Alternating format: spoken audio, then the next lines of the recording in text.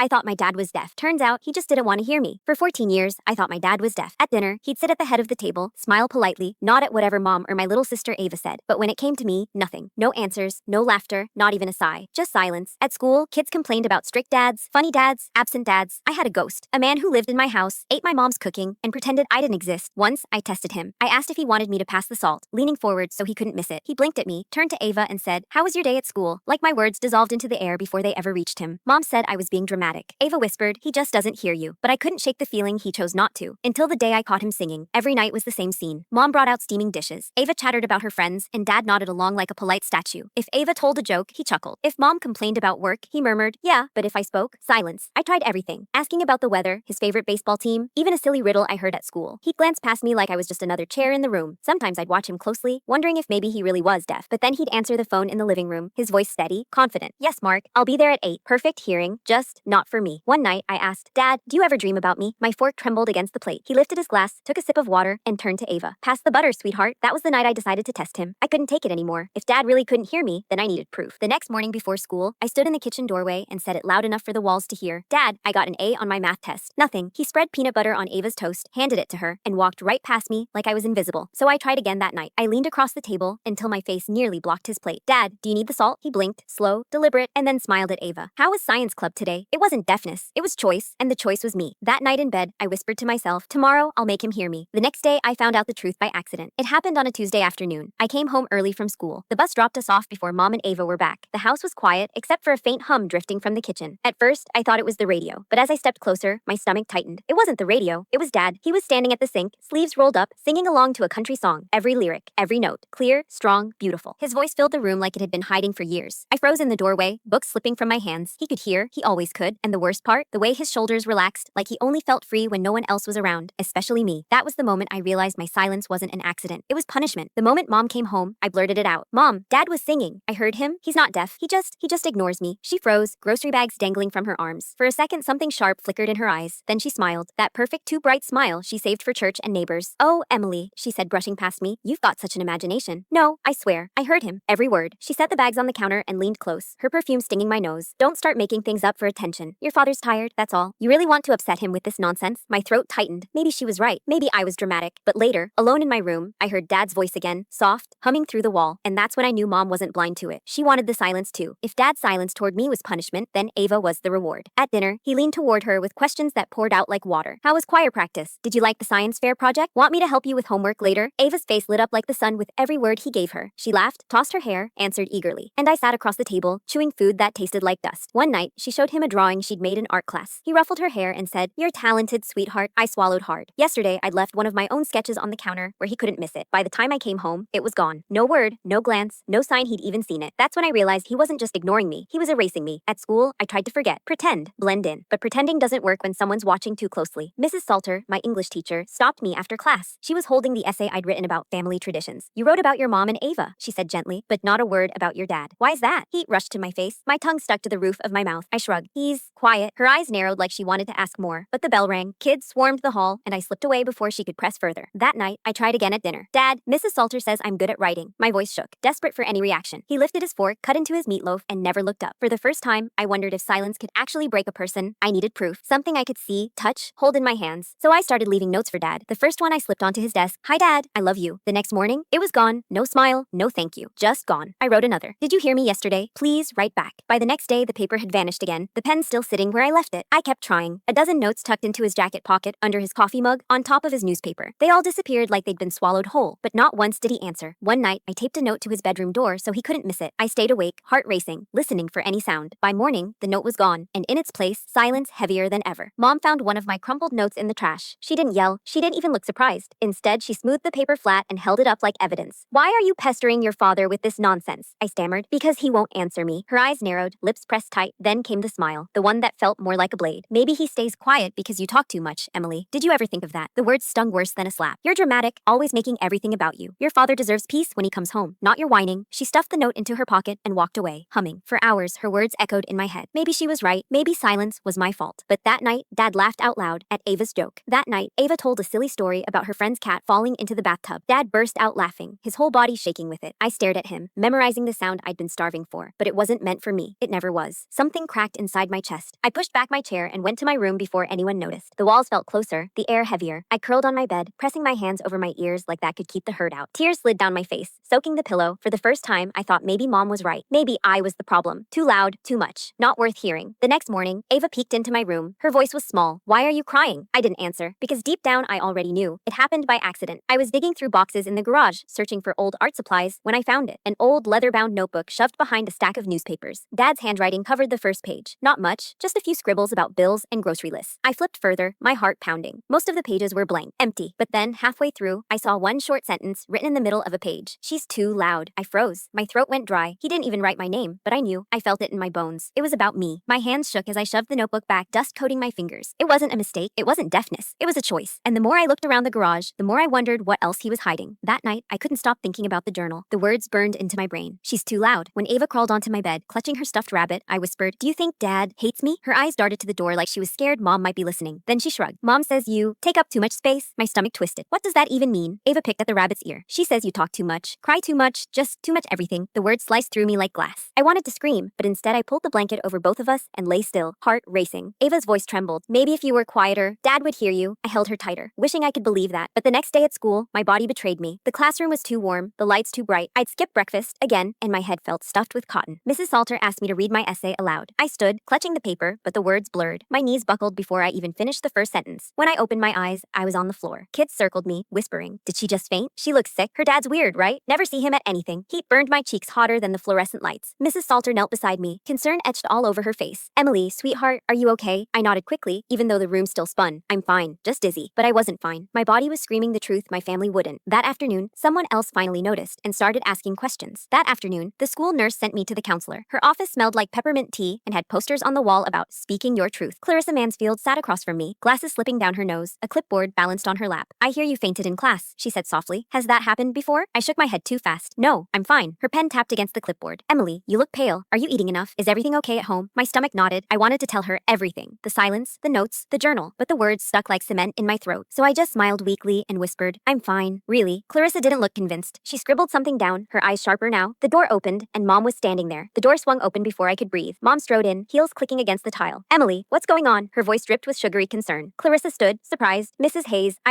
she's dramatic." Mom cut in, settling a manicured hand on my shoulder. Her nails pressed just hard enough to sting. Always fainting, always exaggerating. I was the same at her age. I tried to pull away, but Mom's grip tightened. Clarissa's eyes flicked between us, uncertainty creeping in. Mom sighed, putting on her best, tired mother act. "She skips meals sometimes just to get attention. You know how teenage girls can be." Clarissa hesitated, her pen frozen above the clipboard. My heart pounded. If I spoke now, Mom would crush me later. If I stayed silent, I'd disappear. And in that moment, I realized Mom wanted my silence as much as Dad did. By winter, my body started giving up. My jeans slid off my hips, my hair came out in clumps on the bathroom floor, and every time I stood too fast, the world tilted sideways. At dinner, I pushed peas around my plate, pretending to eat. Dad never looked up. Ava chatted, Mom scolded her for chewing too loud, and I sat there, bones rattling under my skin. Later, in the mirror, I barely recognized myself. My collarbones jutted out sharp, like wings trying to break free. I pressed a hand against my stomach, half hoping to feel hunger. Nothing, just emptiness. I whispered, "Do you see me now?" to the reflection, but even my own eyes looked past me. The next night, at dinner, something happened. I coughed so hard I thought Dad might finally notice. I sat at the dinner table, staring at the meatloaf on my plate. My throat felt raw, dry as paper. When I tried to swallow, I choked. A violent cough tore out of me, rattling my chest. My fork clattered to the floor. For one breathtaking second, Dad's eyes snapped to mine. His brow creased, mouth parting like he might actually speak. My heart hammered so hard I thought I might collapse right there. But then Ava giggled at something on her phone. Dad turned. Just like that, his gaze slid past me, locking on her instead. "What's so funny, sweetheart?" he asked, his voice warm. I sat frozen, lungs burning, tears stinging at the corners of my eyes. He'd seen me. I knew it. He just looked away. That night, my body made the choice for me. I collapsed before anyone could ignore it. It happened in the hallway. One second I was walking toward my room, the next the floor rushed up to meet me. My head smacked the carpet and everything went black. When I opened my eyes, I was in a hospital bed under harsh white lights. Wires stuck to my chest. An IV dripped into my arm. A man in a white coat leaned over me. His voice was calm, but his eyes weren't. "I'm Dr. Roberts. Emily, your body is severely malnourished. Do you eat regular meals at home?" My mouth opened, but Mom's voice cut in from the corner. "She's a picky eater. Always has been." Dr. Roberts' eyes flicked back to me, sharp and questioning. "Is that true?" I swallowed hard, staring at my lap. My silence said everything and nothing. That night, Dad finally asked a question that changed everything. They released me from the hospital with rest and nutrition instructions. Mom smiled the whole way home, clutching the paperwork like a prop. That night, we sat around the table again. My plate was full, untouched. I waited for Dad to glance up to say anything. Halfway through the meal, his fork paused. His eyes flicked to me, thin, pale, shaking. And then finally, his voice, "What's wrong with Emily?" The words stunned me. My chest tightened. He'd said my name. But before I could breathe, Mom jumped in. "She's fine," she he said briskly, squeezing his arm. Just tired, aren't you, Emily? Her nails dug into my thigh under the table. I nodded quickly, afraid to move. Dad sighed, ruffled Ava's hair, and went back to eating. The next day, someone knocked on our door with questions Mom couldn't silence. The knock came just after dinner. Mom opened the door, and a tall man in a wrinkled suit stepped inside, carrying a leather briefcase. He introduced himself as Demetrios Henry, a lawyer assigned after certain reports reached the county. Reports? My pulse spiked. He laid out papers on our kitchen table. School records, nurse notes, even Dr. Roberts' preliminary findings. We need to discuss Emily's health, he said firmly. Mom's smile didn't crack. My daughter is fine. Teenagers faint, it's hormones. Demetrios didn't buy it. His eyes slid to me. Emily, do you want to tell me anything? My throat locked up. Mom's hand hovered at my back, light but threatening. I just shook my head. Demetrios sighed, gathering his papers. This isn't over, and for the first time, I believed him. 2 days later, Clarissa showed up at school and pulled me into her office again. This time, she wasn't smiling. I've been speaking with your teachers, she said. There's a pattern, Emily. Fainting, weight loss, constant fatigue, and you're always the one who says nothing. My hands twisted in my lap. I wanted to tell her everything, but the words felt stuck, heavy as stones. When I got home that afternoon, Ava was sitting on the porch steps, her backpack still on. She looked small, swallowed by her hoodie. Emily, she whispered. Mom told me not to say anything to anyone, but I'm scared. Her eyes shimmered, wide and terrified. For the first time, I realized the silence wasn't only crushing me, it was wrapping around Ava too. That night, I decided to break the rule and say the one thing Dad couldn't ignore. Dinner was quiet, the kind of quiet that made my skin itch. Ava picked at her food, Mom's smile was razor sharp, and Dad stared at his plate like usual. My heart hammered. I couldn't take it anymore. Dad, I said, louder than I meant to. His fork paused. I know you can hear me. The room froze. Ava's eyes widened. Mom's nails tightened on her glass. You're not deaf, I continued, my voice shaking. You've heard every word I've said for years. You just don't answer. For a split second, I thought I saw something flicker in his face. Guilt, shame, maybe even fear. But then he dropped his gaze, lifted his fork, and took another bite like I hadn't spoken at all. Mom let out a soft laugh. See? Imaginations again. That night, Ava slipped into my room with a confession that broke me. That night, my door creaked open. Ava slipped inside, clutching her blanket like a shield. She crawled onto my bed, eyes shining with tears. Emily, she whispered. Mom makes me lie. My chest tightened. About what? She says if anyone asks, I have to say Dad's the one who doesn't let you talk. That he